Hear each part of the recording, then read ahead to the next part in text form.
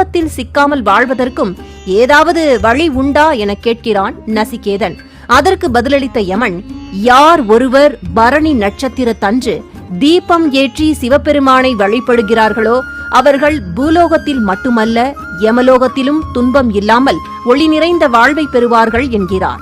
இதன் பிறகு நசிகேதன் பூமிக்கு திரும்பி அதனை உபதேச மொழிகளாக குறிப்பிடுகிறார். ஆண்டுதோறும் திருவண்ணாமலையில் திருக்கார்த்திகை தீப திருநாளன்று அதிகாலை 4 மணிக்கு அண்ணாமலையார் சன்னதியில் பரணி தீபம் ஏற்றப்படுவது வழக்கம். 5 மண் அகல் விளக்குகளில் நெய்விட்டு தீபம் ஏற்றி அவற்றை ஒரே விளக்காக இணைத்து பிறகு மீண்டும் 5 விளக்குகளாக ஏற்றுவார்கள்.